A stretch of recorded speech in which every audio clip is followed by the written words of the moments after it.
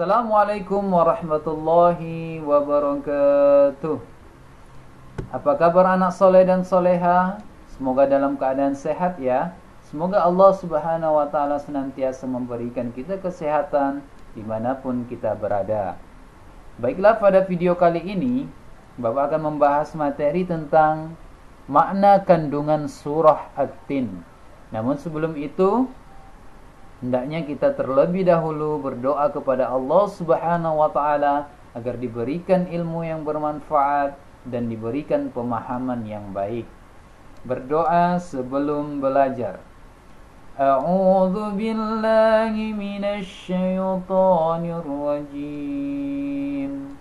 Bismillahirrahmanirrahim.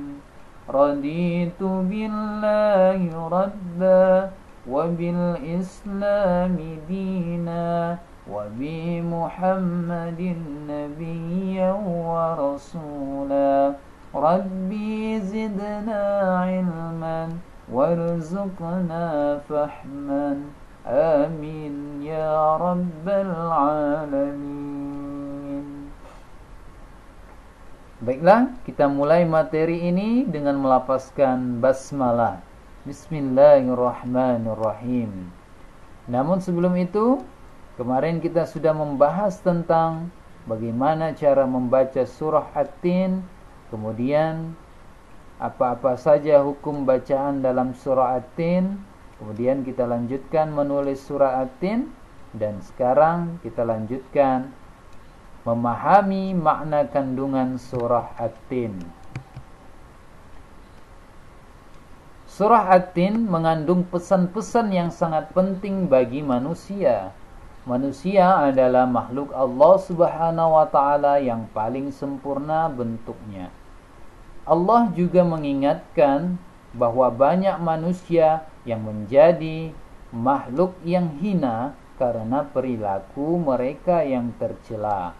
Allah hanya akan memberikan pahala kepada orang-orang yang beriman kepada Allah dan berbuat kebaikan.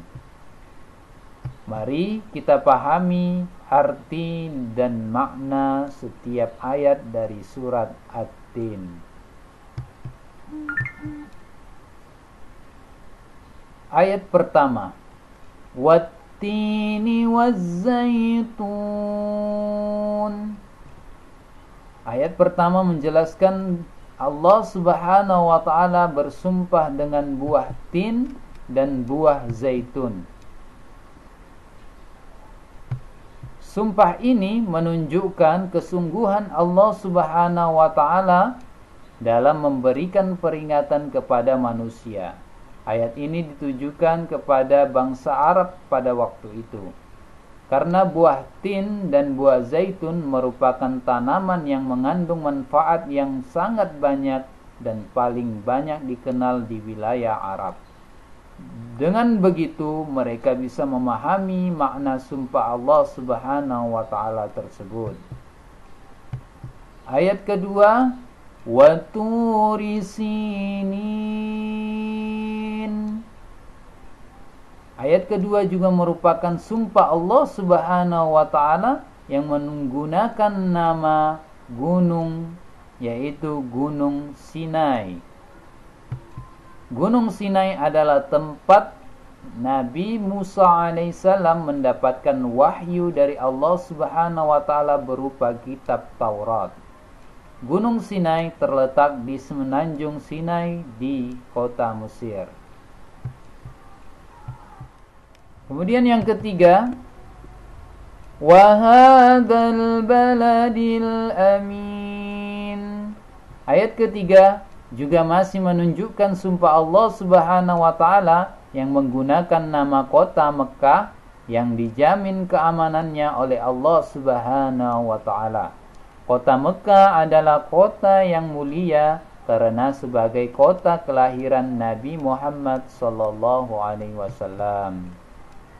Keempat nama yang digunakan sebagai sumpah Allah subhanahu wa ta'ala yaitu buah tin, buah zaitun, Gunung Sinai, dan kota Mekah adalah nama-nama yang sudah dikenal masyarakat Arab.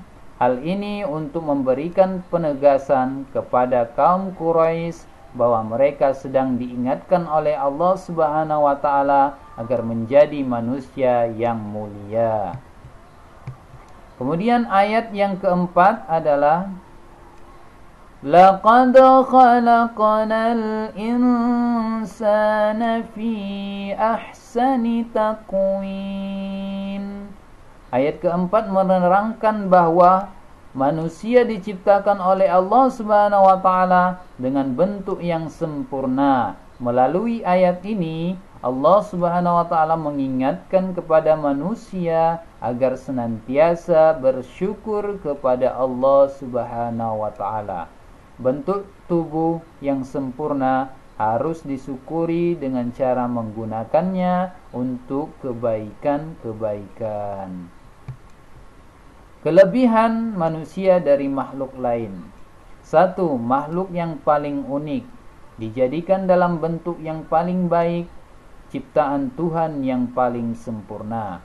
2. Manusia memiliki potensi atau daya atau kemampuan yang mungkin dikembangkan atau beriman kepada Allah Subhanahu wa taala.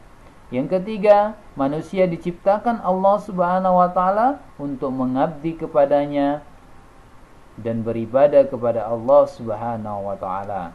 Yang keempat, manusia diciptakan oleh Allah Subhanahu wa taala untuk menjadi khalifah di bumi Allah Subhanahu wa taala.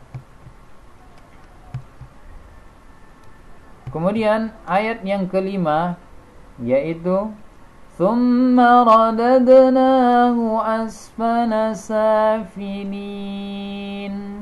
Ayat kelima merupakan peringatan dari Allah Subhanahu wa taala bahwa meskipun manusia memiliki bentuk yang sempurna, dia dapat menjadi manusia yang rendah, manusia yang tidak menyadari kesempurnaannya sebagai makhluk, akan mudah dipengaruhi oleh hawa nafsunya yang menyebabkan perbuatan jahat. Kejahatan dan kemaksiatan itulah yang menyebabkan manusia jatuh ke dalam kehinaan. Kemudian ayat selanjutnya, illal ladzina amanu wa 'amilus salihati falahum ajrun ghairu mamnun. Ayat ke-6 menjelaskan bahwa manusia yang tidak jatuh dalam kehinaan adalah mereka yang beriman dan mengerjakan amal kebaikan. Mereka ini akan diberikan oleh Allah Subhanahu wa taala pahala yang tiada terkira. Dengan demikian, keimanan dan amal soleh dapat meningkatkan derajat manusia, sedangkan kejahatan dan kemaksiatan dapat merendahkan martabat manusia. Kemudian ayat selanjutnya, فَمَا يُكَذِّبُكَ بَعْدُ بِالدِّينِ. Ayat ke-7 ditujukan kepada orang-orang yang tidak mau beriman dan mengerjakan kebaikan. Mengapa mereka tidak mempercayai hari pembalasan, padahal Allah sudah memberikan keterangan dan bukti-bukti yang jelas. Kemudian ayat yang terakhir, Alaihissallahu biahkamil hakimin. Ayat yang terakhir menyatakan dengan pertanyaan bahwa Allah adalah Tuhan yang maha adil dalam memberikan pembalasan kepada makhluk-makhluknya. Orang-orang yang beriman kepada Allah dan memperbanyak amal kebaikan akan mendapatkan pahala yang banyak dari Allah Subhanahu wa taala. Sebaliknya, orang-orang yang melakukan kemaksiatan dan kejahatan, bagi mereka tempat yang hina baik di dunia maupun di akhirat. Baiklah, adapun kesimpulan dari video kali ini yaitu manusia adalah makhluk Allah yang paling sempurna. Manusia dapat jatuh menjadi makhluk yang hina karena perbuatannya sendiri. Allah Subhanahu wa taala memuliakan dan memberikan pahala berlipat ganda kepada orang-orang yang beriman dan mengerjakan amal kebaikan. Kemudian hanya Allah lah hakim yang paling adil.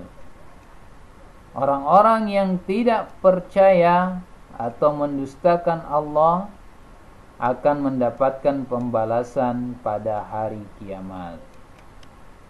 Jadi itulah kesimpulan dari video kali ini. Dengan demikianlah video ini. Terima kasih atas segala perhatian. Assalamualaikum warahmatullahi wabarakatuh.